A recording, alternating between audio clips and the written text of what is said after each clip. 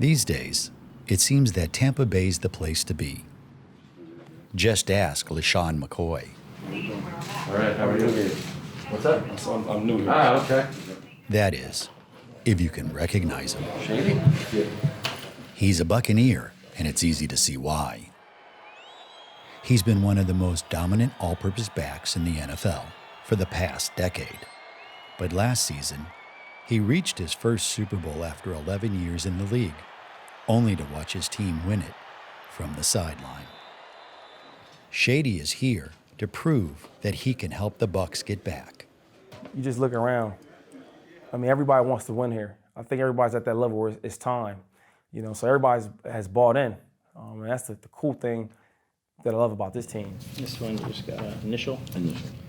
This is the type of DNA you need, and I think that we can match the expectation level that's set for this team. Perfect, man. Congrats. We're happy to have you. Yep.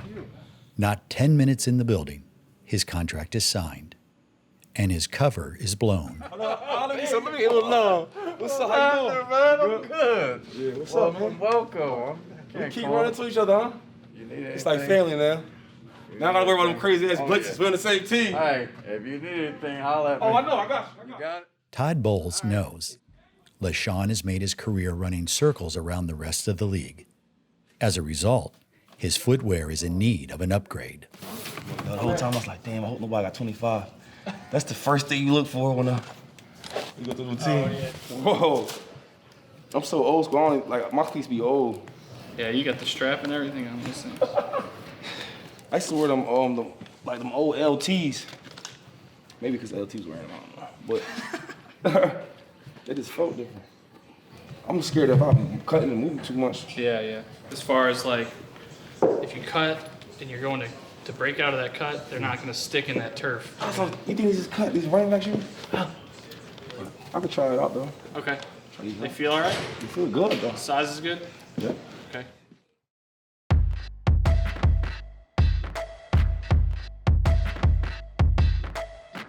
Well, I think the first thing you want to look at a team, you look at the talent level. Is this team talented enough to win games? Talented enough where sometimes you might not play well.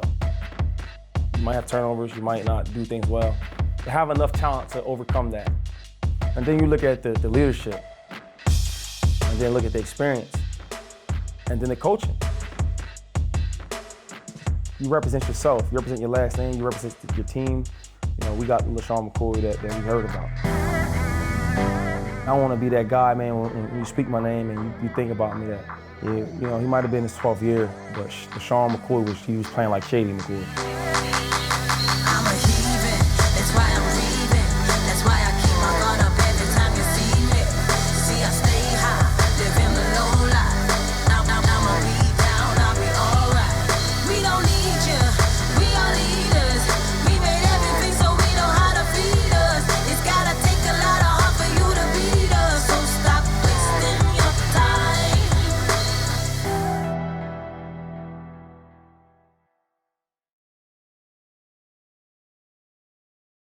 If I was your quarterback, how many yards do you think you'll get? Like, what do you mean? How many yards do you think? If I was your quarterback. Oh, like right now? Probably get like 400. That's it? Yeah.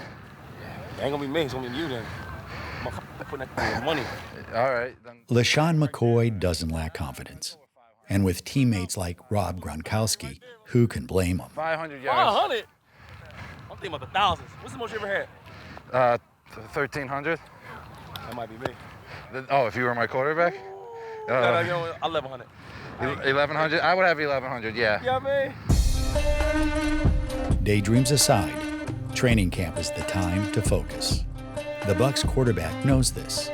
So does his favorite target. Witness the Zen of Gronk.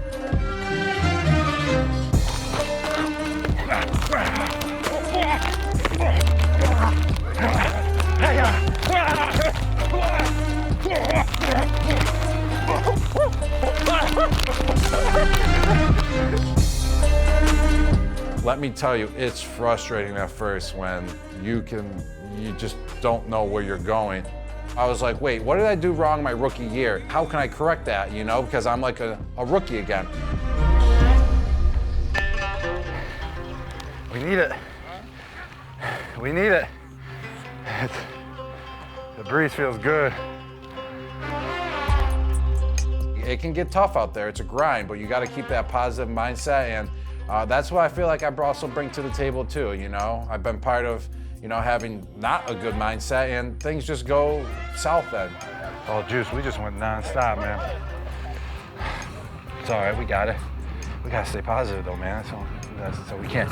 You know, just staying negative is just gonna make it worse. So we probably got the hardest part down. Let's go. We got. Psych ourselves out, baby. Yeah, and then you psych yourself out.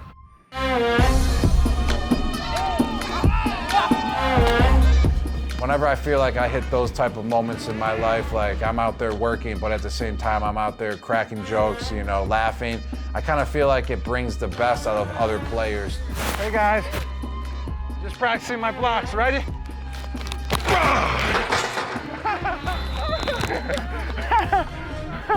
I'm fried right now, dude. I've been running so much.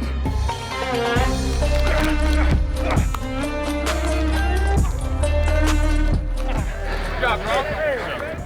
Thank you. That's 12 yards. This tight end group, we all mess with each other. It's not just one guy's getting messed with. We're all getting messed with. I get messed with a lot. It's kind of like I'm the rookie in the room too. Like they pick on me. You know, they pick on me. I'm the biggest vet in there, but I'm the new guy. Big sack here, Gronk.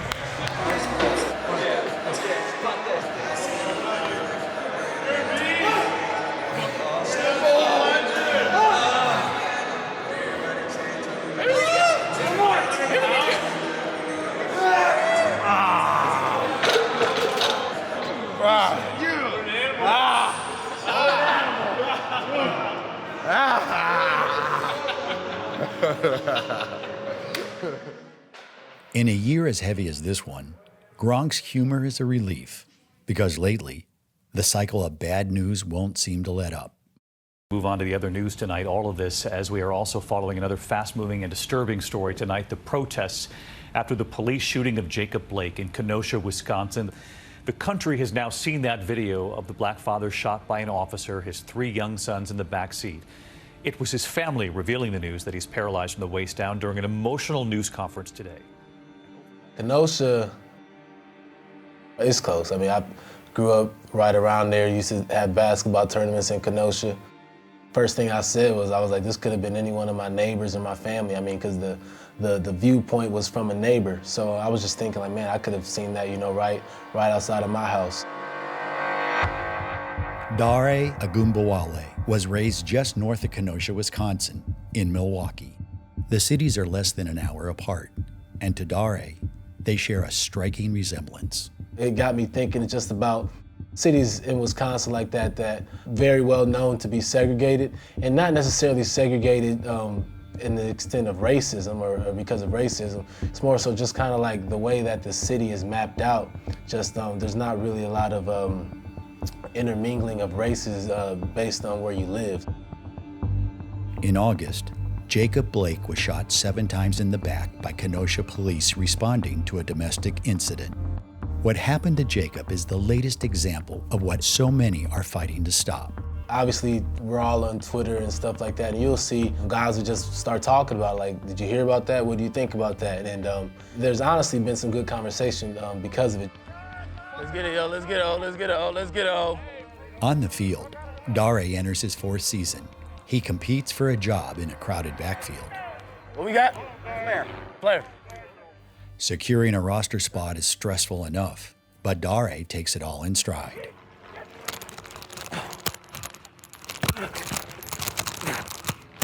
And even in the middle of training camp, he continues to look for new ways to make an impact.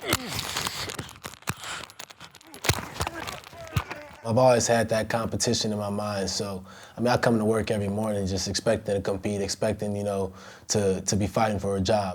I've always had passion for different things, so competing on the football field, but at the same time in the locker room, making sure guys are registered to vote, that's just how I've been. Dare and his teammates know they have a powerful voice, and today, as part of the team's social justice program, they take the first step to make sure they are being heard.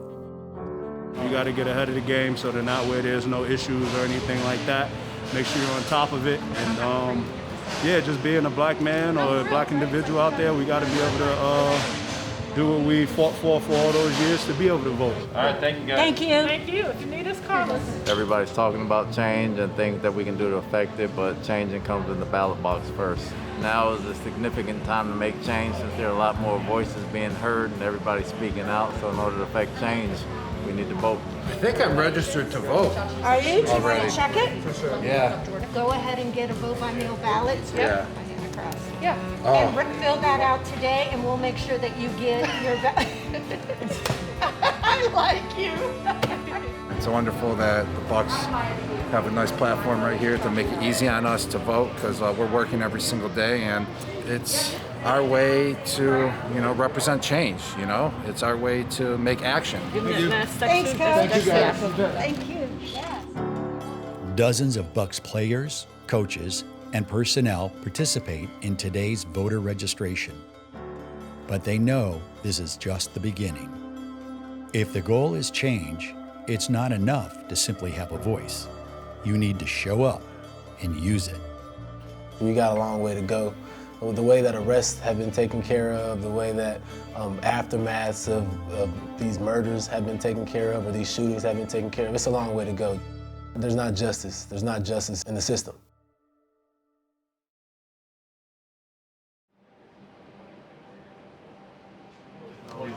Cool. I think that looks good. And then can we just get a mic check on both of those? 1, 2, ready and live.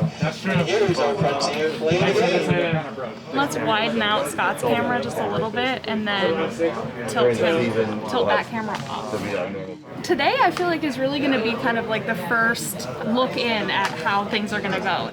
It's nice to see the lights on in the stadium, have the field numbers painted on. It's just nice to have everyone back and to be getting ready for a show. You're good. You should be able to load them all. Everything? Yep, I'm good. We have to just prepare for it as if it's a normal game day for us. If things have to be dialed back, that's easier than not having anything ready. So we're treating it as like a normal game day for us. So, and I think that's going to help benefit the team as well. Just going to see how our show flows, what's on the boards at the times, what to expect with the crowd noise. For the players, for the coaches, for any of the families of the players who are in attendance, we're here to hype them up. We're here to make them have a good time while they're playing their game. So, fans or not, we're gonna still put on the best show. Honestly, man, it's just really good to be back and see everybody, man. To be able to come in the building, be a part of something special, be a part of something different, and propel it to the next level, man. You can't describe it as anything but a blessing, man. So let's go ahead and start it off right like we always do, man. Putting on the best damn show in the NFL. Y'all already know what time it is, man. I need y'all to clap it up. I need y'all to clap it up and get hyped. Let's get hyped, man, for the 2020 season, man.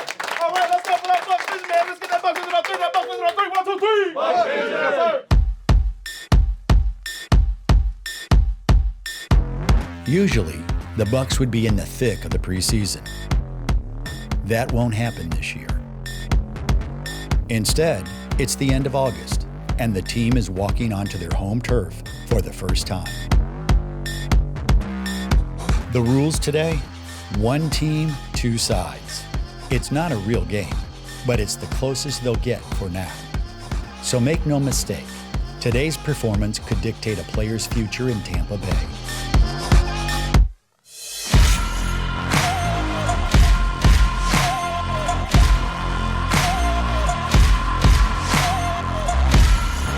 All eyes focus in on Tom Brady as he leads his first drive in Raymond James Stadium as a Buccaneer. It may not be official, but it's efficient. And just like the world has come to expect, Brady methodically takes his team down the field for a touchdown.